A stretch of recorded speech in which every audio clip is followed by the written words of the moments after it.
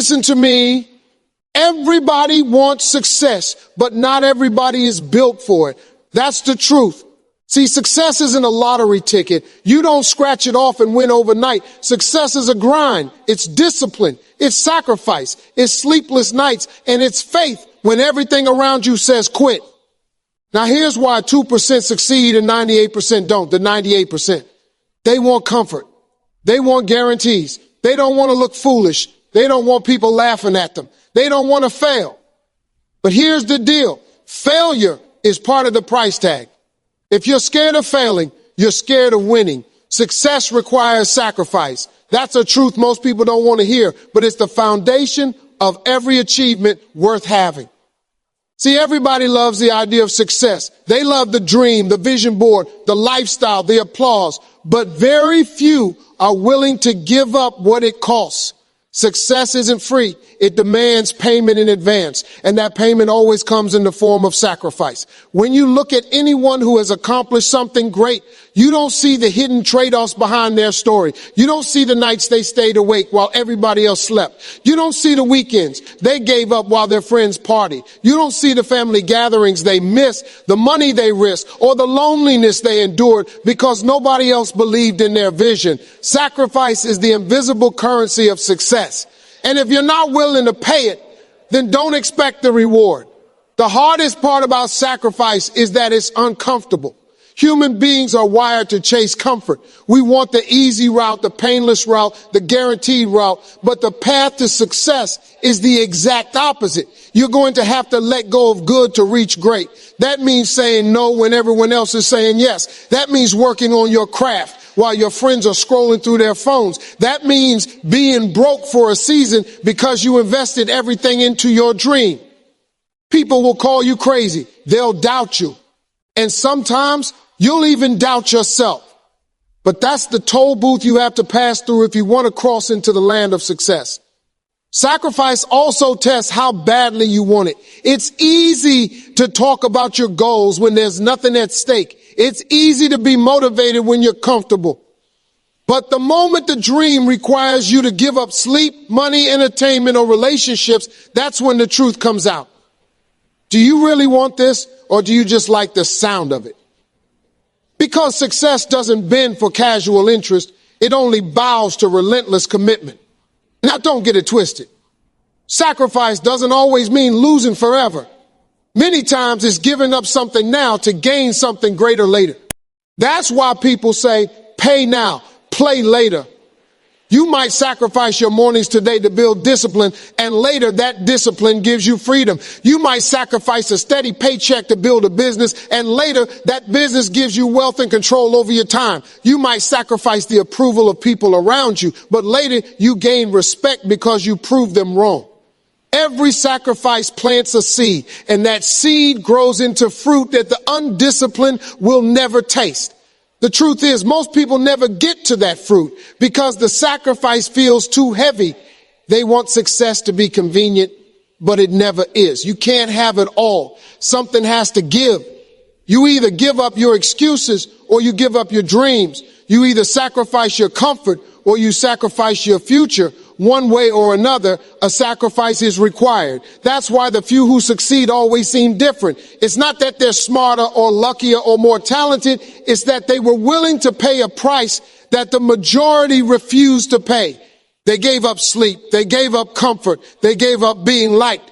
And in return, they got the life everyone else only talks about. Success requires sacrifice. Always has, always will. The question is, are you willing to give up what you have for what you want? Because until you are, success will always stay just out of reach. Most people choose comfort, and that choice is the silent thief of dreams. Comfort feels good in the moment. It's warm, safe, familiar, and easy. But the very thing that makes it feel so good is the same thing that keeps people stuck. Comfort is like a soft couch. Once you sit down long enough, you don't want to get up, even if you know you've got things to do. That's why 98% of people never reach their full potential. They let comfort trap them in an ordinary life. See, comfort is seductive. It whispers, stay here. You've worked hard enough. Why push further? And many listen. They trade the grind for the couch, the risk for security, the dream for a steady routine. They settle. The problem is comfort and growth cannot live in the same space. Growth requires stretching, struggling, stumbling. Comfort requires staying the same. So when you choose comfort, you're automatically rejecting growth, even if you don't realize it. Think about this. Most people hate their job, but they stay. Why? Comfort. It's easier to collect a paycheck than to take a risk on something new. Most people have an idea for a business, a book, a song, a project, but they never start. Why? Comfort. It's safer to keep it in their head than to face the possibility of failure. Most people say they want to be in better shape, but when the alarm goes off early, they hit snooze. Why? Comfort. The bed feels better than the discipline. Comfort always feels right in the moment, but it steals from your future. It's like eating junk food. It tastes good now, but the long-term cost is heavy. The truth is, success is always hiding outside your comfort zone. The money you want, the body you want, the peace you want, the life you want, it's all sitting just beyond the line where comfort ends and courage begins. But because most people won't step past that line, they never taste the rewards. And here's what makes it dangerous. Comfort is quiet. Failure makes noise, pain makes noise, but comfort just keeps you numb. You don't even realize it's holding you back. Days turn into weeks, weeks into months, months into years. Before you know it, you're looking back wondering where all the time went. That's the trap. Comfort keeps you alive, but it doesn't let you live. The 2% who succeed understand this. They feel comfort pulling them back just like everyone else, but they don't give in to it. They know the gym isn't comfortable, but they go anyway.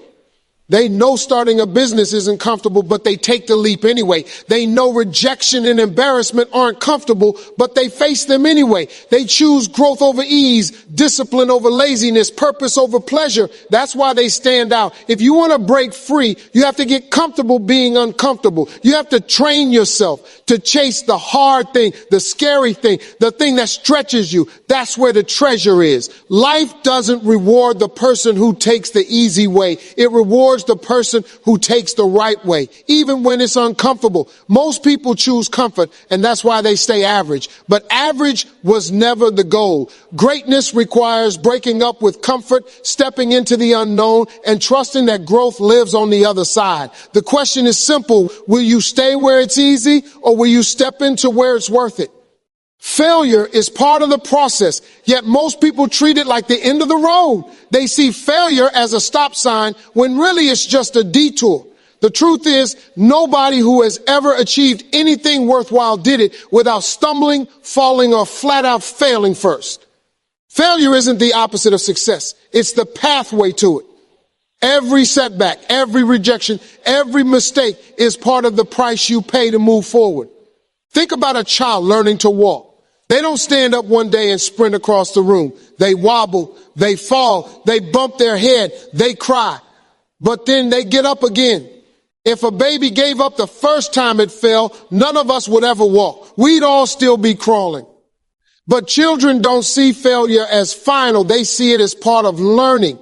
Somewhere along the way, adults forget that truth. They fail once, and suddenly they think, maybe I'm not cut out for this. That's the lie that keeps people stuck. Every failure carries a lesson, but only if you're willing to listen.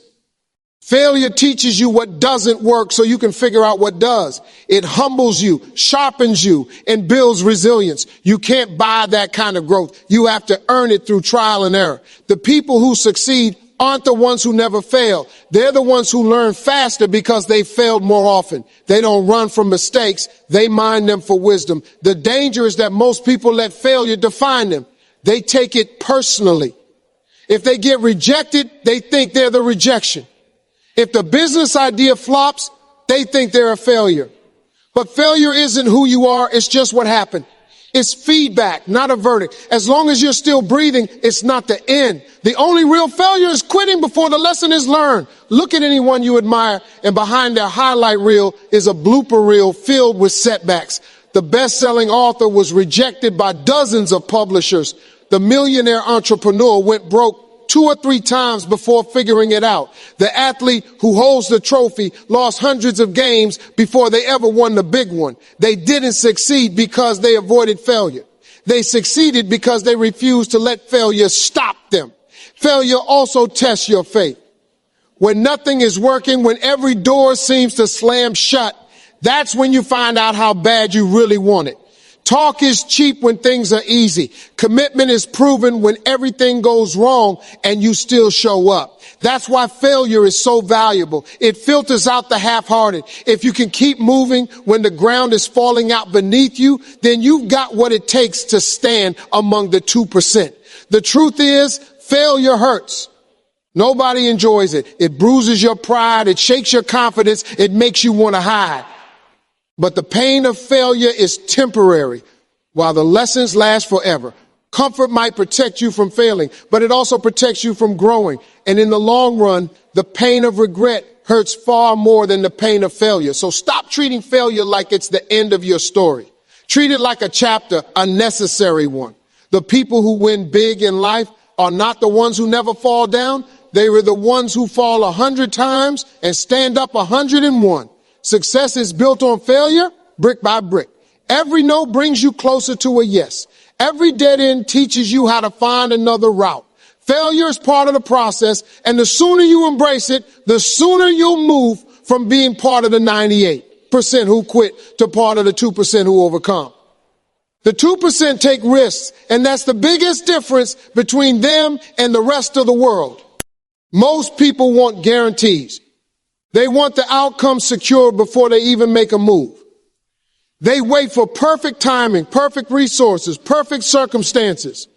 But perfection never comes. And while they're waiting, life keeps passing them by. The 2% don't wait, they act. They understand that risk is not something to fear, it's something to embrace. Without risk, there is no reward. Taking risk doesn't mean being reckless. It doesn't mean gambling blindly or stepping into situations without thought. It means being willing to move forward without every answer in place. It means trusting yourself enough to believe that even if you stumble, you'll figure it out along the way. The 2% know that certainty is an illusion. The only certainty in life is that if you never take risk, you'll stay exactly where you are. Every great achievement began with risk. Starting a business is a risk. Investing in yourself is a risk. Quitting a job you hate to pursue your passion is a risk. Standing on stage and sharing your voice is a risk. Even love is a risk. Risking your heart, your vulnerability, your trust. But what's the alternative? Living safe, silent, and small. That might feel secure, but it's really just another kind of failure. Failing without even trying. The 2% look at risk differently. They see it as an entry ticket, not a penalty. They know that every time they take a risk, they're buying a chance at a better life. Sometimes the risk pays off big, sometimes it doesn't. But either way, they win because they gain experience, resilience, and knowledge that can't be learned any other way. Most people let fear control them. Fear of failing, fear of looking foolish, fear of what people will say. That fear keeps them locked in place. But the 2% understand something important. Fear never goes away. You don't get rid of it, you push through it. Courage isn't the absence of fear. It's action in spite of it. Risk takers aren't fearless. They just move while scared. And that movement is what separates them from the 98% who stay frozen. Think about the people who changed the world. They were all risk takers, the inventors, the pioneers, the leaders, the dreamers. They dared to step into the unknown when everyone else stayed behind. They bet on ideas nobody else believed in. They put their time, energy, and resources into visions that seemed impossible. And at first, people laughed at them, but later those same people applauded them. That's the power of risk. The truth is, risk carries pain. Sometimes you'll lose. Sometimes you'll fall flat on your face. Sometimes the risk won't go your way. But even then, you're still ahead because you dared to try. You'll recover, you'll grow stronger. You'll be wiser the next time. But if you never take the risk, you never get the chance to win. Playing safe doesn't protect you.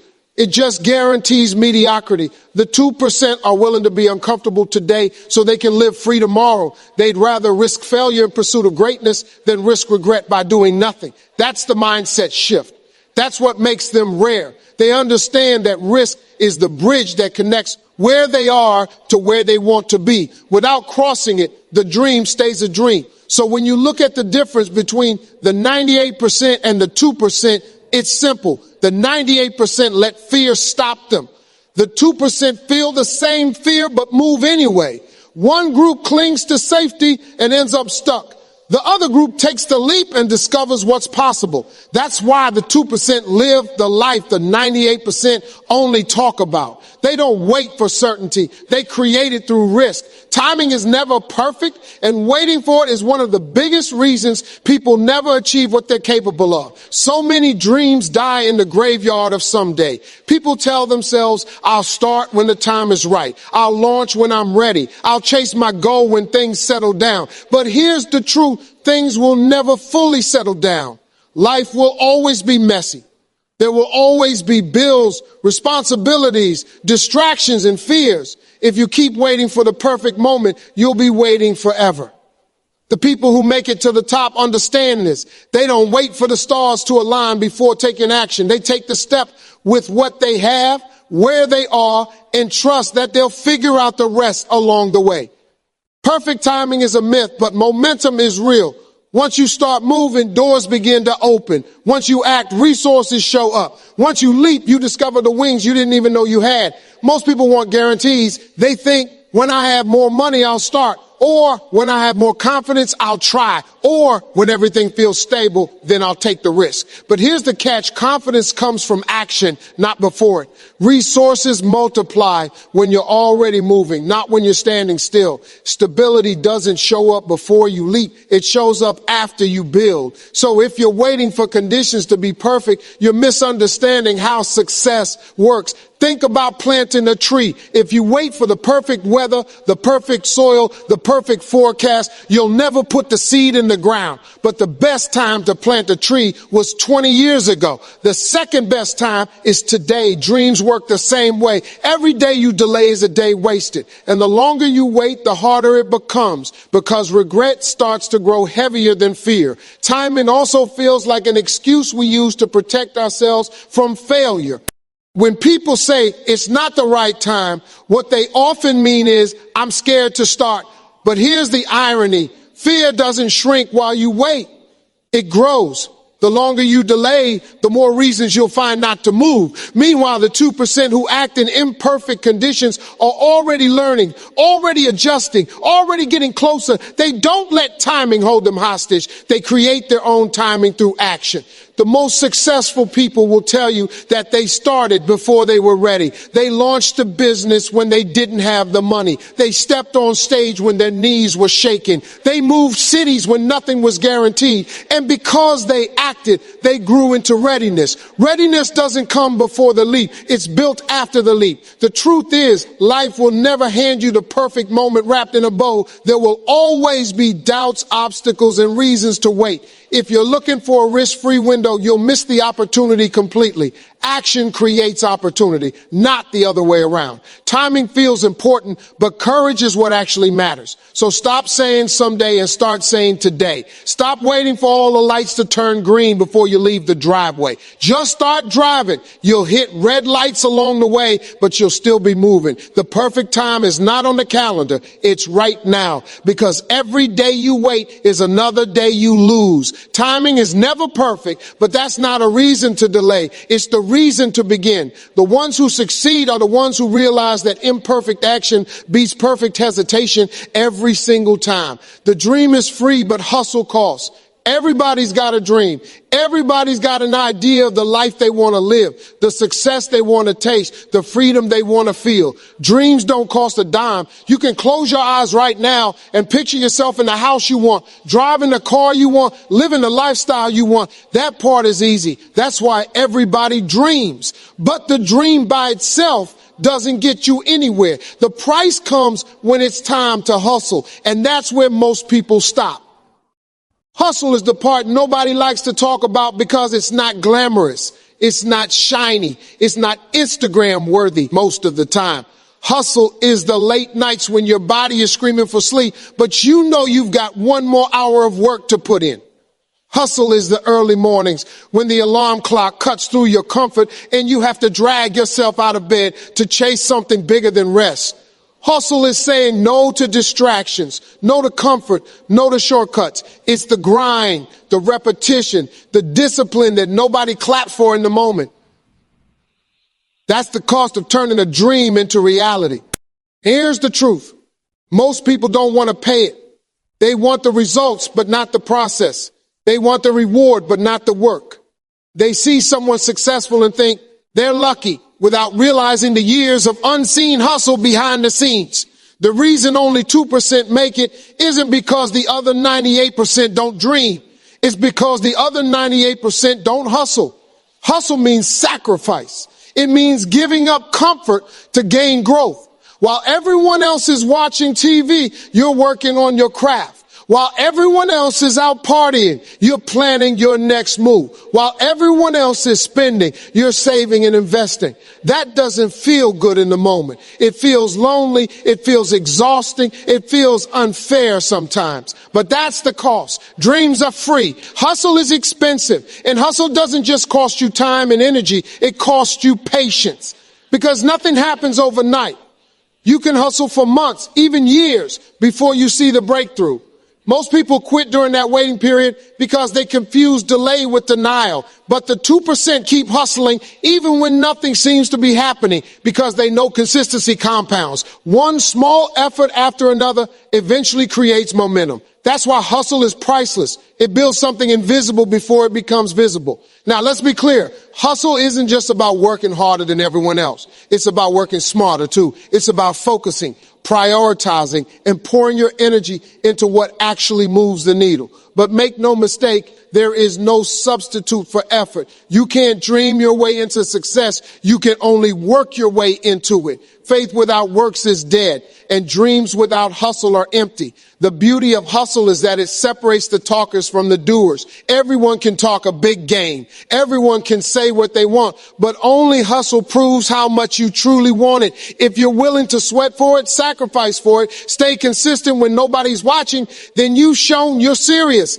And eventually, hustle pays off. It always does. Maybe not in your timing, maybe not the way you expect, but hustle never cheats you. So yes, keep dreaming, keep imagining, keep believing, but remember that the dream is just the spark. Hustle is the fire, and only those who are willing to pay the cost of hustle will ever hold the dream in their hands. The dream is free, but hustle costs. And that's why the reward tastes so sweet for the few who actually earn it.